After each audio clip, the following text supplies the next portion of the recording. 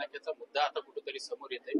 मंत्री प्रताप सरनाईकांनी की जो दहिसरचा टोल नाका आहे तो आता वसई विरारच्या हद्दीमध्ये होणे देवा यासाठी पत्र सुद्धा दिलंय। त्याबाबत नेमकी आपली भूमिका काय आणि वसईच्या स्थानिक भूमिपुत्र संघटना जी आहे यांनी आपल्याला आता निवेदन पालघर जिल्ह्यामध्ये हा टोल नाका येणार नाही पक्का। राहता राहिला तो वर्सोवाचा जो भाग आहे त्या ठिकाणी सुद्धा जागा आहे कुठे, दोन्ही बाजूला नॅशनल पार्कच्या जागा आहेत। सगळ्यात सेन्सिटिव्ह वन खात्याचा भाग असतो तो नॅशनल पार्क। तर त्या ठिकाणी ही आता प्रताप सरनाईक माझा सहकारीच आहे, पूर्वीपासून त्याच्या मनात ही कोंडी काढण्याचा विचार आहे। परंतु मी त्याला कालच कॅबिनेटच्या बोललो की म्हटलं तुझी काय भूमिका असेल ती मला तू सांग, आपण एकत्र त्याच्यातून बसू आणि विचार करू, त्याच्यातून मार्ग काढायचा प्रयत्न करू।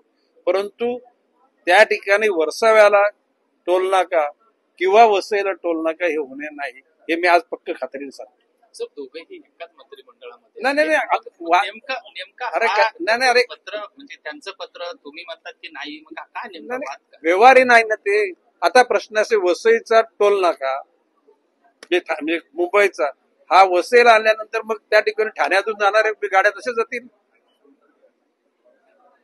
मग त्याला टोल नकोय, त्या गाड्यांचा टोल माफ करणार आहेत का? चांगला आनंद आहे।